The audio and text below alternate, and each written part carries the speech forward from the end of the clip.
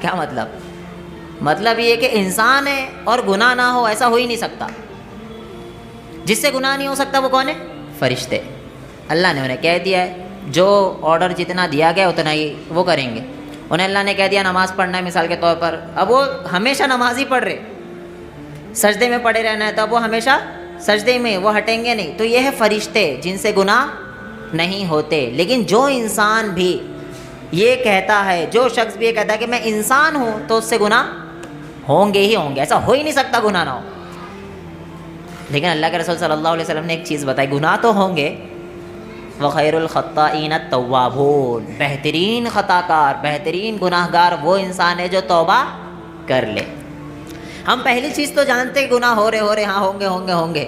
دوسری چیز نہیں جانتے کہ ہمیں توبہ کرنا ہے، ہمیں معافی مانگنا ہے، اور توبہ کے لیے کچھ چیزیں شرط ہے۔ معافی تو ہر کوئی مانگ رہا ہے، رو رہا ہے اللہ کے سامنے، گڑ گڑا رہا ہے، اللہ گناہ ہو گیا۔ مسجد میں جب تک ہے تو معافی مانگ رہا ہے، مسجد سے باہر جاتے ہی واپس سے الٹے سیدھے کام چالو، تو یہ توبہ نہیں ہوئی۔ توبہ کے لیے شرط ہے ندامت، کہ انسان کو یہ احساس ہو کہ میں نے غلط کام کیا ہے، مجھ سے غلطی ہوئی ہے، یہ کہتے توبہ کے لیے شرط۔ دوسرا کہ اب استقامت، جو بھی میں توبہ اللہ رب العالمین سے کیا ہوں کہ یہ گناہ مجھ سے ہو گیا ہے، اب ڈٹے رہوں گا کہ واپس پلٹ کے اس میں نہیں جاؤں گا۔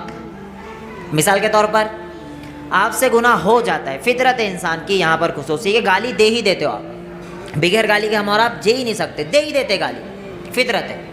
لیکن انسان جو ہے وہ اللہ کے سامنے رو رہا ہے کہ اب سے گالی نہیں دوں گا، تو جہاں وہ 100% گالی دیتا تھا، اگر وہ 60 پہ بھی آ گیا ہے نا تو سمجھ جاؤ توبہ کا اثر ہے۔ اور یہ ہے بہترین خطا کار۔ ہم یہ تو جانتے ہیں گناہ ہوں گے، لیکن کم کرو اسے۔ جو گناہ ہم سے ہو رہے ہیں نا، کبھی بھی انسان ڈائریکٹ کسی بھی گناہ کو چھوڑ نہیں سکتا ہے۔ ہمیشہ میں کہتا ہوں اس چیز کو، مثال کے طور پر اگر کسی بھی گناہ کو چھوڑنا اتنا آسان ہوتا نا، تو شراب حرام کب ہوئی ہے؟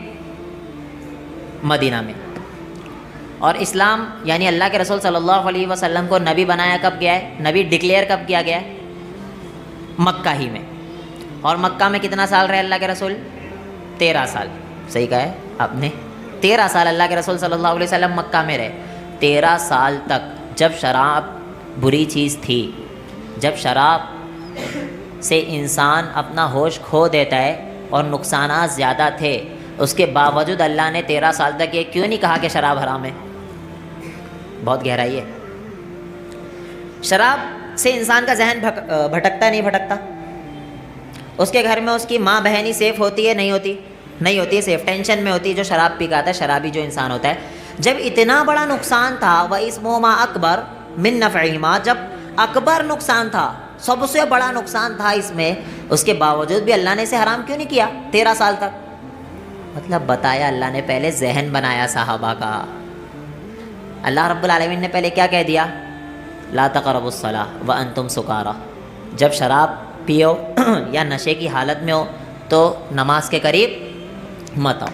اب عقل مند انسان یہ سوچتا ہے کہ شراب تو حرام نہیں ہے، لیکن پھر بھی اللہ یہ کیوں کہہ رہا ہے کہ شراب پی لیے تو نماز کے قریب مت آؤ؟ مطلب کچھ تو فالٹ ہے۔ انسان اس پہ غور و فکر کرتا ہے، اور اللہ رب العالمین نے ایسے صحابہ کا ذہن بنایا 13 سال تک صرف ذہن بنایا، اور اس کے بعد مدینہ میں اللہ رب العالمین نے شراب کو حرام کر دی۔ اگر اتنا آسان ہوتا کہ کسی بھی گناہ کو چھوڑنا، تو اللہ رب العالمین ڈائریکٹ کہہ دیتا شراب حرام ہے، چھوڑنا تو پڑتا ہی۔ لیکن یہ کیونکہ صحابہ بھی انسان تھے، صحابہ بھی انسان تھے، جیسے آپ کے جذبات ہیں، میرے جذبات ہیں، ویسے صحابہ کے بھی جذبات تھے۔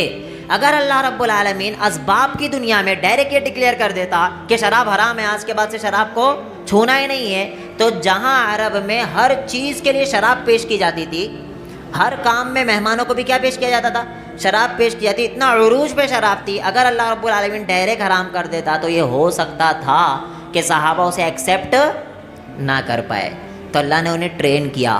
تو ہم سے بھی گناہ ہوں گے، خطائیں ہوں گے، ضروری ہے، لیکن جو بھی گناہ میں ہم اور آپ ملوث ہے، کوشش کرو اس کا الٹرنیٹ ڈھونڈوں میں اور اس گناہ کو کم کرو۔